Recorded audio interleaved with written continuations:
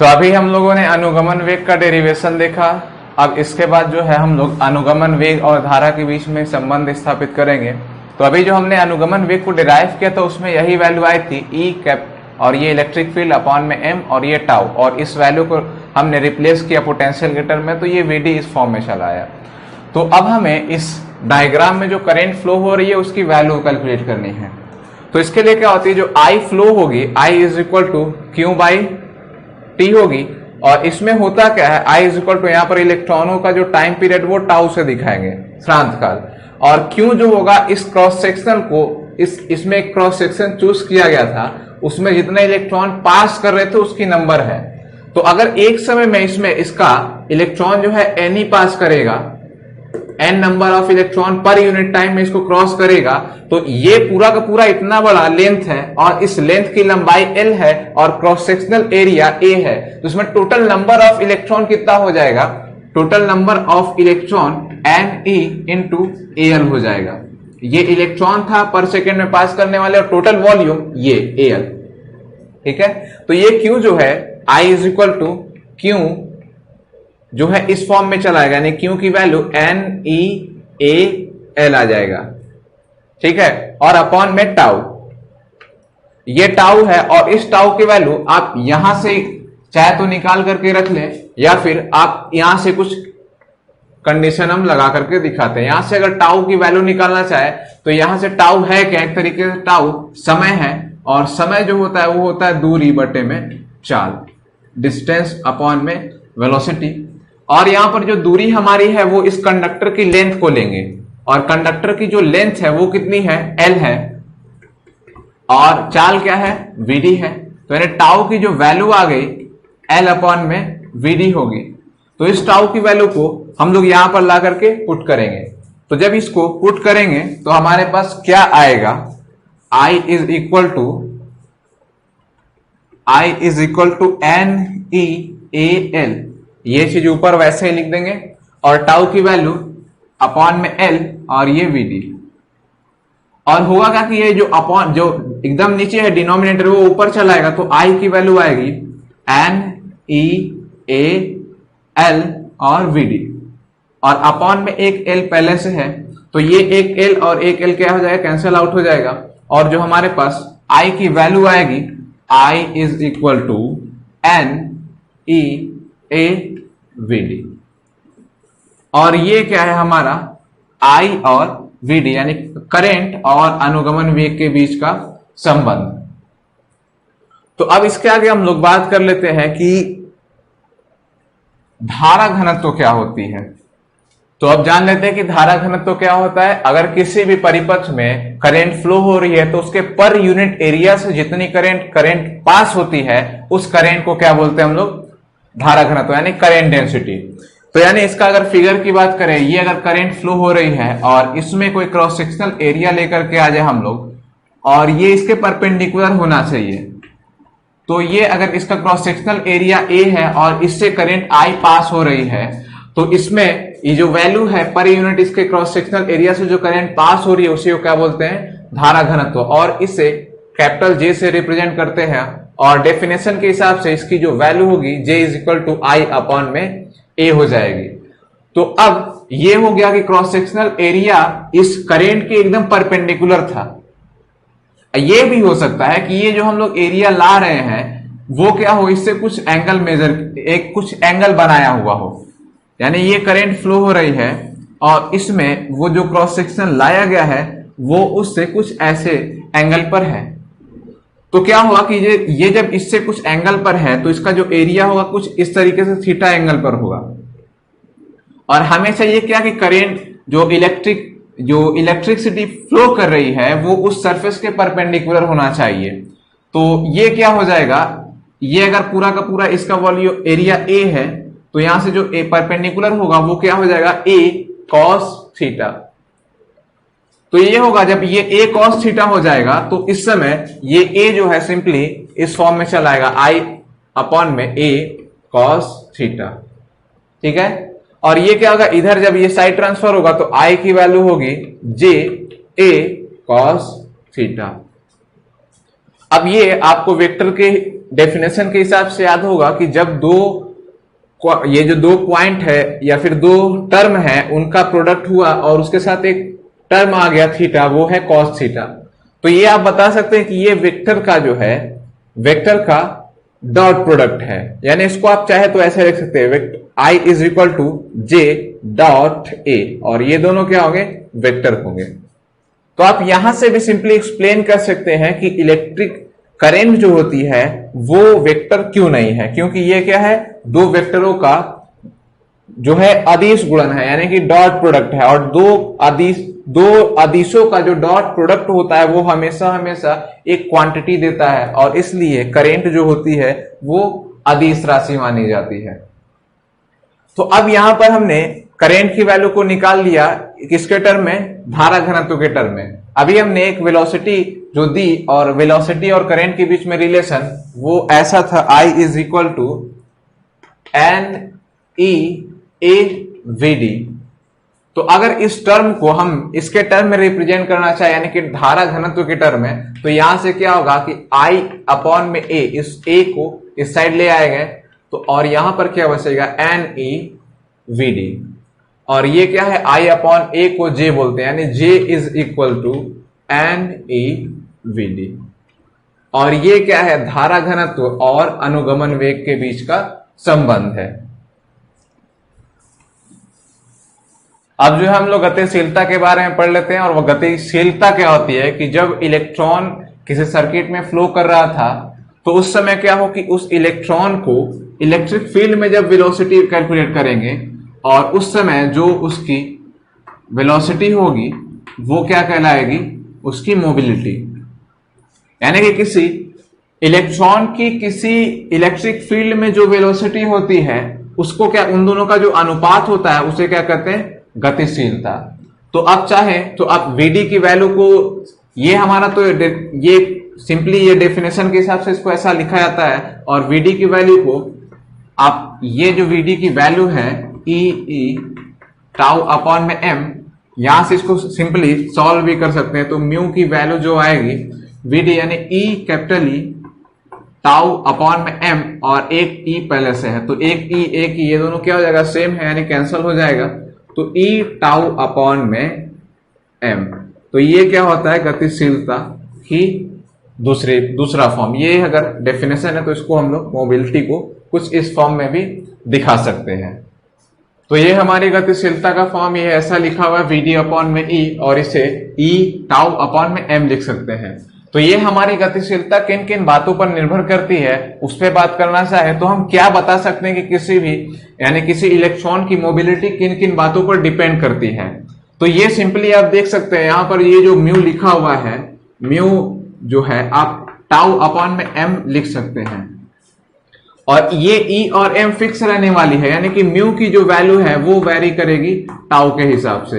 यानी टाउ है क्या, टाउ है हमारा श्रांत काल, और श्रांत काल की वैल्यू अगर टेम्परेचर बढ़ाई जाए तो टेम्परेचर बढ़ाने से टाउ की वैल्यू क्या होती है, कम हो जाती है। टेम्परेचर बढ़ाने से टाउ की वैल्यू कैसे कम होती है वो समझिए। ये हमारा एक कंडक्टर था, इस कंडक्टर को जब हीट दी गई, यानी कि जैसे इसको सोर्स से अटैच कराएंगे तो ये क्या होगा, हीट होने लगेगा, गर्म होने लगेगा, और जब ये गर्म होगा तो इसके जो इलेक्ट्रॉन है, इसमें फ्री इलेक्ट्रॉन थे, वो मोर एनर्जेटिक हो जाएंगे। ज्यादा एनर्जेटिक होने की वजह से इनके बीच का जो टक्कर है वो टक्कर बहुत जल्दी जल्दी होगा, और जल्दी जल्दी टक्कर होगा तो उनके बीच का जो टाइम है, जो श्रांत काल था, वो क्या हो जाएगा, धीरे धीरे कम हो जाएगा। और कम होने का मतलब ये टाइम पीरियड, उनका जो कोलिजन का टाइम था वो कम हो गया, तो इसलिए टाउ कम हो गया, और टाउ कम होते ही इसकी मोबिलिटी पर भी इफेक्ट पड़ेगा। यानी कि टेम्परेचर बढ़ाएंगे तो क्या होगा, ये टाउ घटेगा, और टाउ घटेगा तो उसकी मोबिलिटी भी क्या होगी, घटेगी।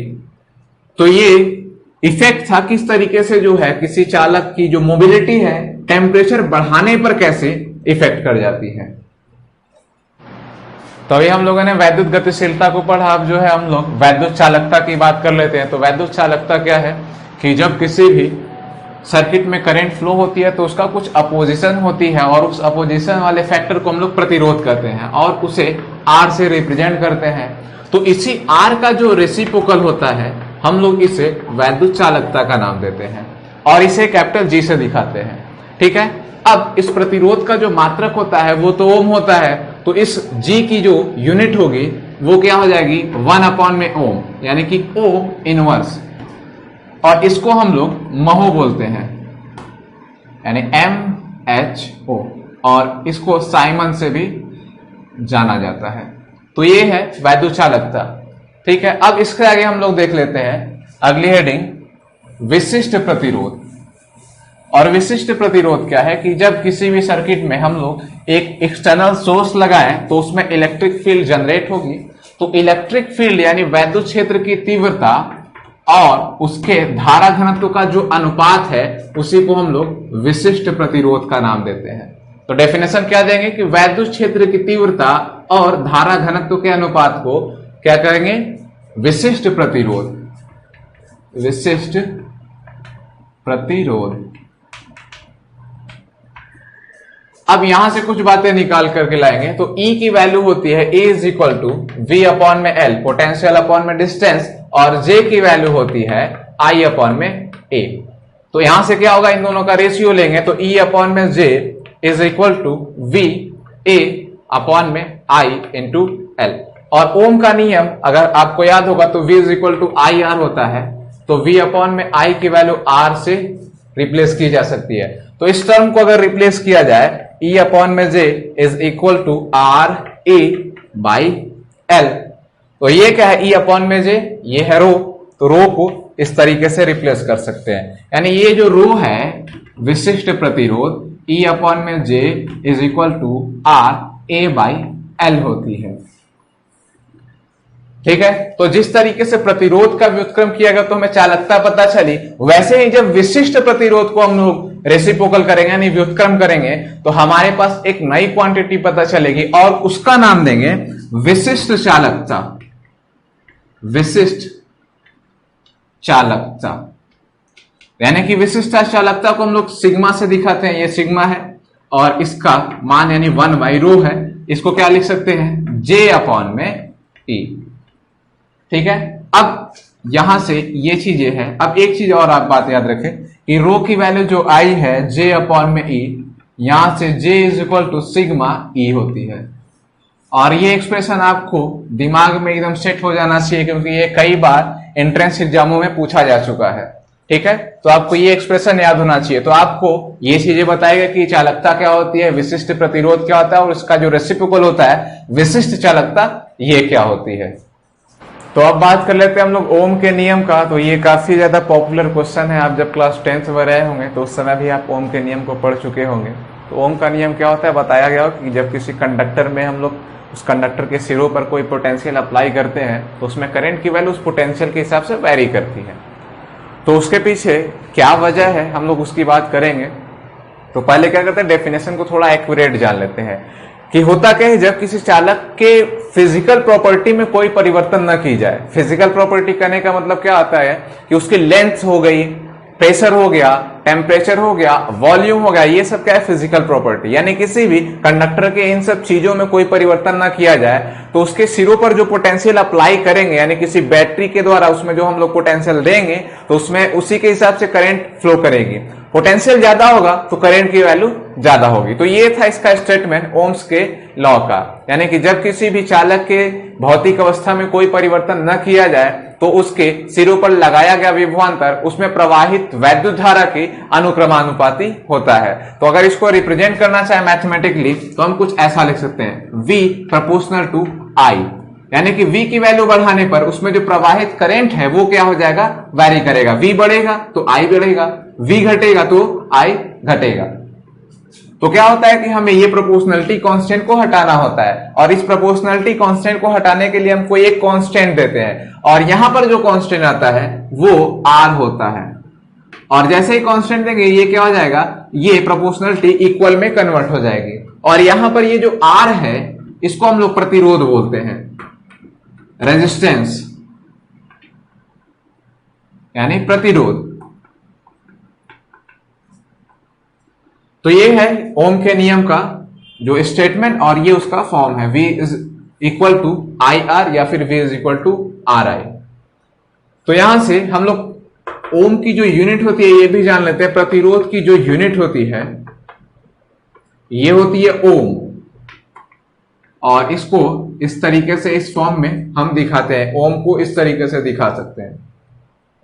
तो ये हो गया ओम का नियम। अब हमारे सिलेबस में क्या है कि जो ओम का नियम है वो अनुगमन वेग के हेल्प से कैलकुलेट करना है हमें। तो चलिए हम लोग अनुगमन वेग के हिसाब से, अनुगमन वेग की हेल्प से हम लोग ओम के नियम को डिराइव करते हैं। तो अनुगमन वेग आपको याद होगा, तो अनुगमन वेग है क्या, vd की वैल्यू जो थी हमारी, vd is equal to E M और यहां पर टाउ था। और हमारे पास जो इलेक्ट्रिक फील्ड की वैल्यू होती है, वैद्युत क्षेत्र की तीव्रता, वो होती क्या है, A is equal to V by L. तो यहां से हम इसको कुछ इस फॉर्म में लिख सकते हैं, vd की वैल्यू E V ml और यहां पर टाउ। ये हमारी अनुगमन वेग है। और हमें इसकी हेल्प से अनुगमन वेग की हेल्प से हमें ओम का नियम यानी V is equal to I R proof करना है, ये हमें प्रूफ करना है। तो आपको दिखा होगा कि यहां पर V तो आ चुका है और हमें चाहिए क्या, I और R। तो अब इसके लिए क्या करेंगे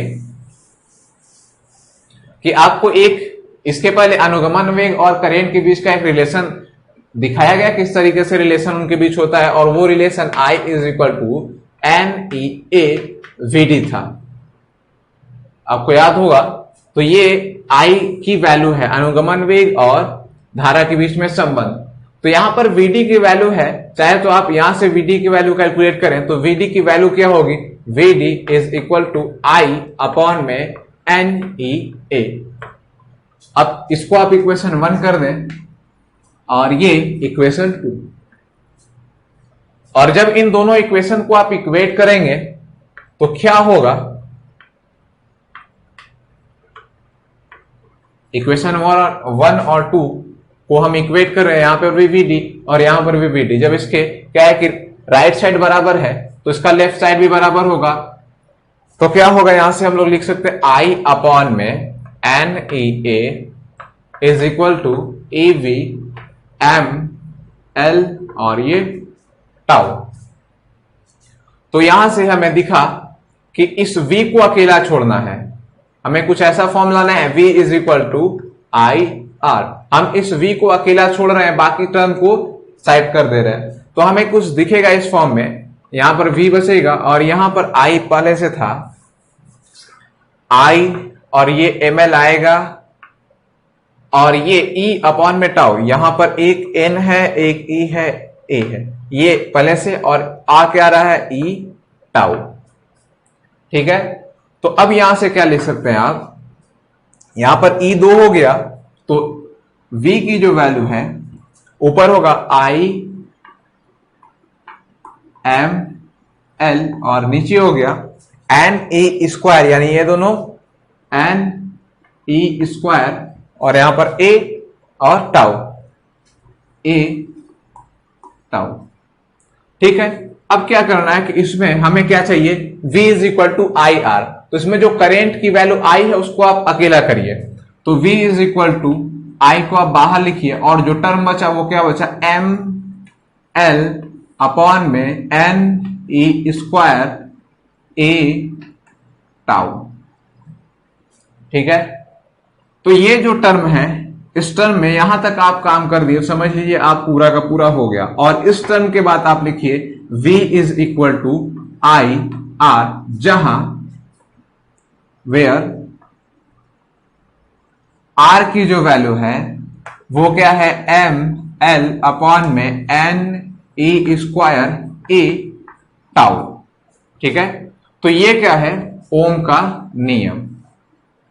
तो आप क्या करना है कि सिंपली पहले यहां पर हमने क्या किया, अनुगमन वेग को लिया, अनुगमन वेग के बाद हमने एक काम किया कि I और VD के बीच का रिलेशन जो था उससे VD की वैल्यू कैलकुलेट की और VD, इन दोनों VD को इक्वेट कर दिया और सिंपली इसको सॉल्व कर दिया।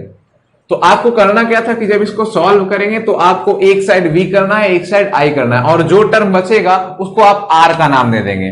तो यहां पर V को एक साइड करने के बाद ये जो I और इसके साथ जो बाकी टर्म बचे उसको हमने क्या बोल दिया, R, और इस R को क्या बोलते हैं, रेजिस्टेंस यानी प्रतिरोध।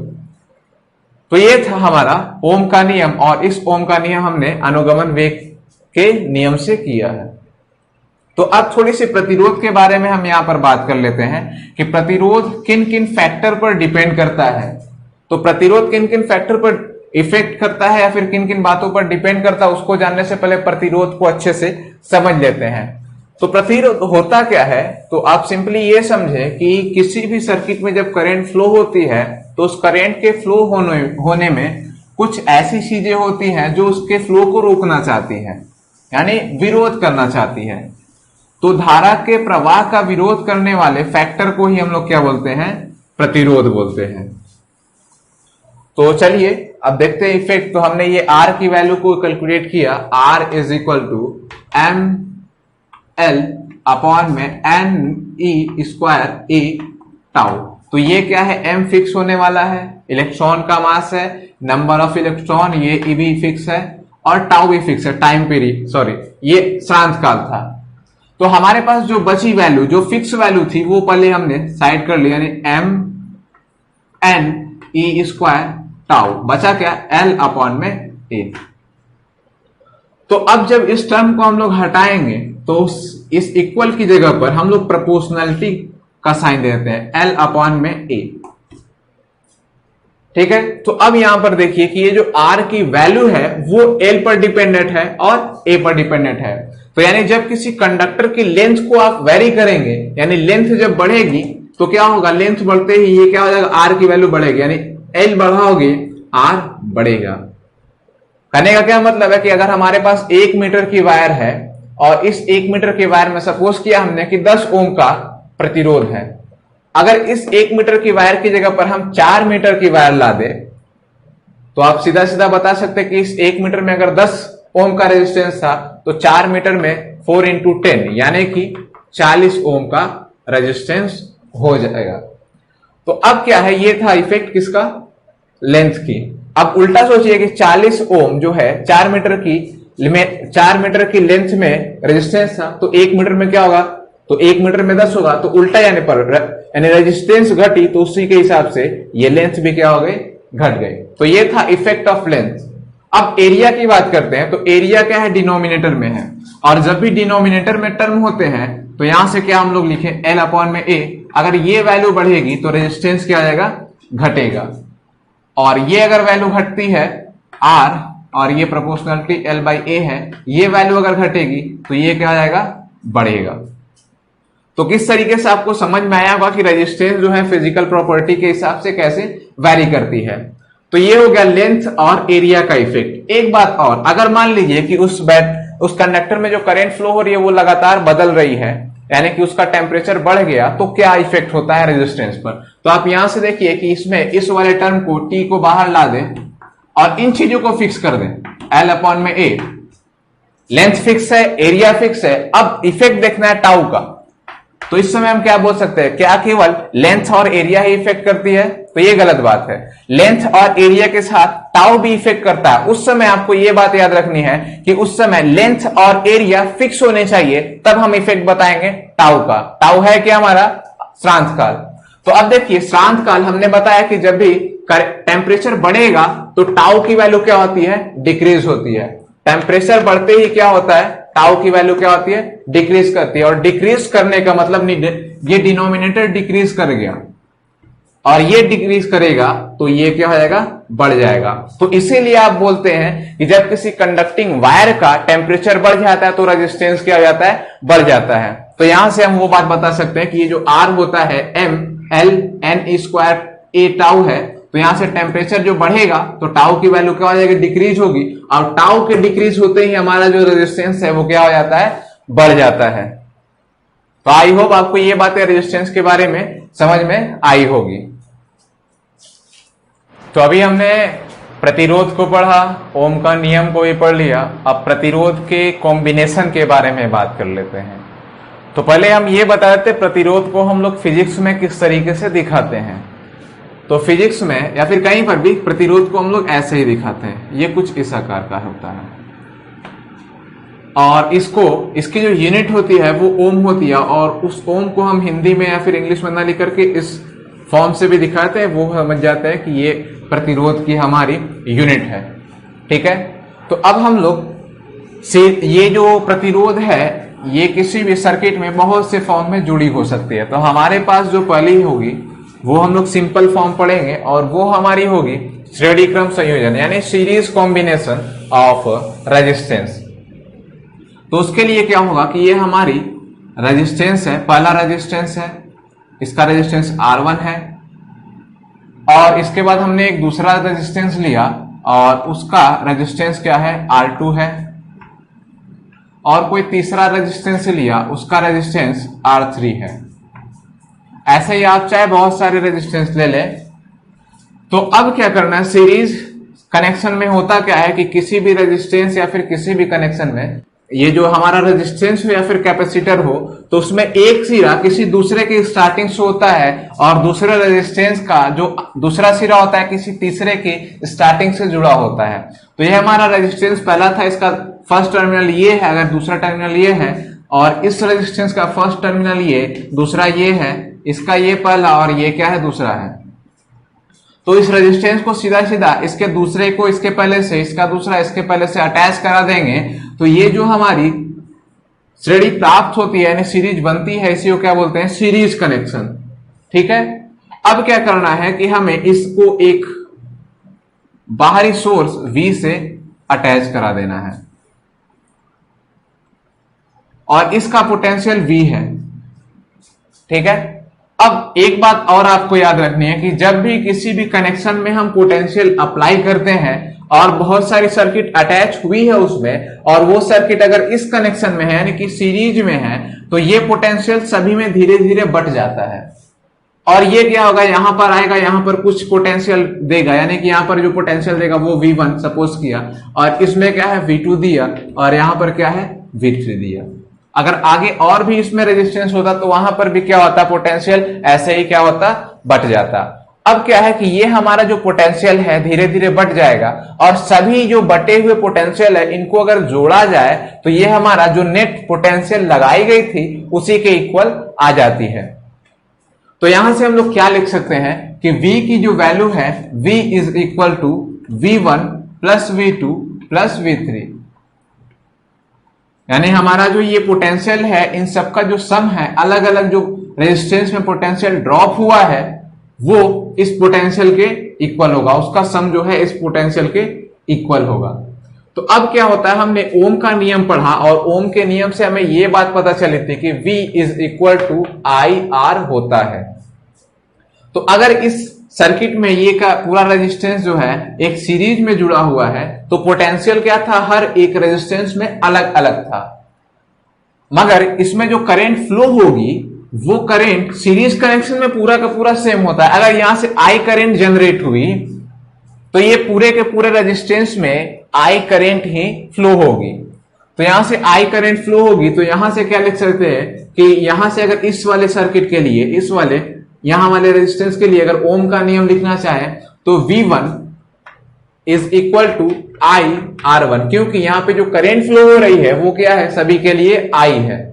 अगर दूसरे वाले रेजिस्टेंस की बात करें तो उसमें जो पोटेंशियल लिखना चाहे V2 is equal to IR2। तो अगर तीसरे की बात करेंगे तो वहां पे लिखेंगे V3 is equal to IR3। तो यहां से हम ओम का नियम इस्तेमाल करेंगे, यूज करेंगे और यहां पर लिखेंगे V बराबर IR। सपोज किया कि इस पूरे के पूरे रेजिस्टेंस की जगह पर एक बहुत बड़ा रेजिस्टेंस R लगा सकते हैं। ठीक है, तो ये IR लिखेंगे और V1 की जगह पर क्या लिखेंगे, V1 is equal to IR1 और V2 की जगह पर IR2 प्लस V3 की जगह पर ये IR3। ठीक है, अब क्या है कि इस वाले पूरे इस इक्वेशन में I सभी के पास है तो आप I को सीधा सीधा निकालिए, R यहां से R1 plus R2 plus R3। अब ये I से I कैंसिल हो जाएगा तो R की जो वैल्यू आएगी वो हो जाएगी R1 plus R2 plus R3। तो ये क्या है, इस कनेक्शन के लिए, इस पूरे कनेक्शन के लिए जो नेट कैप रेजिस्टेंस होगी वो क्या होगी, इतनी होगी, R1 plus R2 plus R3। अगर इसमें एक दो और कैपेसिटर जोड़ दें यानी R4 और R5 इसी क्रम में, तो उसके लिए रेजिस्टेंस क्या होती है, इसमें क्या होती, ऐड हो जाती R4 प्लस R5। ठीक है, तो आप इससे एक बात निकाल सकते हैं कंक्लूजन कि अगर किसी भी सर्किट में रेजिस्टेंस सीरीज में जुड़ी हुई है, तो अगर नेट रेजिस्टेंस की बात करेंगे तो वो हमेशा क्या होगी, सभी का सिंपली अलजेब्रिक सम होगा। ठीक है, तो उसमें क्या होगा, सिंपली सभी रेजिस्टेंस को हम लोग जोड़ देंगे तो उस सीरीज में जितने कैपेसिटर जितने रेजिस्टेंस लगे हुए हैं उनकी रेजिस्टेंस पता चल जाएगी। तो ये हो गई बात जब कनेक्शन पूरा का पूरा किस में हो, सीरीज में हो। अब क्या है, हमारी जो अगली कनेक्शन होगी वो क्या होगी, पैरेलल कनेक्शन होगी। और पैरेलल कनेक्शन क्या होती है, आपने इसको कैपेसिटर में भी पढ़ा होगा कि जब किसी भी रेजिस्टेंस का एक सिरा और किसी दूसरे का भी एक सिरा, तीसरे का एक सिरा, सारे को एक साथ जोड़ना है और उसका जो बचा हुआ सिरा है वो दूसरे के या फिर तीसरे के सभी को एक साथ जोड़ देना है, तो वो जो कनेक्शन कहलाती है वो क्या होती है, समांतर क्रम। तो अगर उसके फिगर की बात करें तो उसका फिगर कुछ इस तरीके से दिखेगा। ये हमारा रेजिस्टेंस R1 है और इसका फर्स्ट टर्मिनल ये सपोज किया और सेकेंड टर्मिनल ये, और दूसरा रेजिस्टेंस है वो R2, इसका फर्स्ट ये, सेकेंड ये, थर्ड रेजिस्टेंस लिया गया 1, ये R3, ये R2 था और ये R3, ये फर्स्ट टर्मिनल और ये सेकेंड टर्मिनल। आप चाहे तो और भी इसमें रेजिस्टेंस ले लीजिए। ठीक है, तो हुआ क्या कि इसमें सभी जो फर्स्ट वाले टर्मिनल है उसको एक साथ जोड़ देना है, ऐसा कुछ, और इसका दूसरा टर्मिनल एक साथ जोड़ देना है, और इस टर्मिनल के बीच में एक हम पोटेंशियल लगा देंगे और इसका जो पोटेंशियल है वो क्या है, V है। अब यहां से पहले कुछ बातें बता देते हैं जो आपको बहुत ज्यादा बेनिफिट होगी इससे। जब इस तरीके के कनेक्शन में हम कोई सोर्स लगाते हैं तो वो सोर्स होता क्या है कि ये यहाँ पे सोर्स लगा हुआ है और इस सोर्स में ये तीन रेजिस्टेंस लगे हुए हैं, तो इससे होता क्या है कि ये जो पोटेंशियल V था, इन सभी रेजिस्टेंस के टर्मिनल के बीच जो पोटेंशियल होगा वो सभी में सेम होता है। यानी इसके बीच जो पोटेंशियल होगा वो V होगा, इसके लिए भी V होगा और इसके लिए भी V होगा, यानी कि पोटेंशियल कहीं भी अलग नहीं होगा। ठीक है, तो अब जिसकी बात, जब यहाँ पे पोटेंशियल V है, इसमें भी V है, इसमें भी, सभी में V है, तो उसकी बात नहीं करेंगे। ठीक है, तो इसमें वैरी क्या होती है कि इसमें जो करंट निकलती है, अगर यहां से I करंट फ्लो हुई तो यहां पर आने के बाद यहां तक तो I ही होती है, यहां तक पहुंचने तक I होती है, और यहां पर जब आती है तो वो क्या हो जाती है, बदल जाती है, सभी सिरों में करंट बदल जाती है। यहां पर होती है I1 सपोज किया, इसके रेफरेंस में इसको I2 और इसमें I3। अब ऐसे ही अगर और भी इसमें कनेक्शन लगे होते तो उसमें भी क्या होती, करंट ऐसे ही I1 किसी में I2, किसी में I3, किसी में I4, उस तरीके से क्या होती, डिस्ट्रीब्यूट हो जाती है, मगर पोटेंशियल क्या होता उनके सिरों के बीच सेम होता। तो अब क्या होगा कि पोटेंशियल सेम है तो पोटेंशियल की बात नहीं करेंगे, हमारा क्या डिस्ट्रीब्यूट हो रहा है, करंट। यहां पे करंट I भेजी गई और वो करंट I1, I2, I3 में कन्वर्ट हो गई, बदल गई। अब यहां पर I1, I2, I3 करंट टूट गई तो यहां पर जो वापस मिलेगी, और मिलते ही वापस यहां तक, इसके अंदर तो I1, I2, I3 रहेगा, मगर इसके बाद क्या होगा, सारा जो मिलने के बाद जो मिलेगा वो सारा का सारा I हो जाएगा। तो हम ये बोल सकते हैं कि ये जो करंट I है इन सब में टूट गई, यानी कि इन सबको जोड़ा जाएगा I1, I2, I3 को, तो हमारे पास कितनी वैल्यू आएगी, I। तो यानी I को हम कुछ ऐसा लिख सकते हैं, I is equal to I1 plus I2 plus I3। ठीक है, अब क्या है, हमने ये बताया कि ये I1, I2, I3 को जोड़ने पर I आएगा। अब यहां पर ओम का नियम भी कुछ याद कर लेते हैं। तो ओम का नियम ये है V is equal to IR, तो यहां से I की वैल्यू क्या लिख सकते हैं, V अपॉन में R। तो इस पूरे के पूरे सर्किट में पोटेंशियल तो सेम है, और बदल क्या रहा है, रेजिस्टेंस बदल रहा है और करंट बदल रहा है। तो अब यहां से क्या लिख सकते हैं, अगर इसकी बात करें इस रेजिस्टेंस में, तो यहां से I की वैल्यू क्या लिख सकते हैं, I1 is equal to, potential तो सेम है सभी के बीच, चेंज क्या हुआ, R1। ठीक है, दूसरे वाले रेजिस्टेंस की बात करें तो यहां से करंट की वैल्यू क्या लिख सकते हैं, I2 is equal to V by R2। वैसे ही तीसरे वाले रेजिस्टेंस की बात करेंगे तो I3 is equal to V by R3 लिख सकते हैं। ठीक है, तो इन सभी वैल्यू को इस वाले इक्वेशन में पुट करेंगे तो हमारे पास क्या आएगा, I की जगह पर क्या होगा, I अपॉन में R, ये वाला। और हम ये मान लेते हैं ये जो R लिखा गया है इन सभी की जगहों पर एक ऐसा रेजिस्टेंस लगाया जा सकता है जो पूरा का पूरा सेम होगा, यानी कि पूरी जो पोटेंशियल यहां पे ये करंट फ्लो हो रही है उसके में सेम होगी। तो ये I की वैल्यू V बाई R है।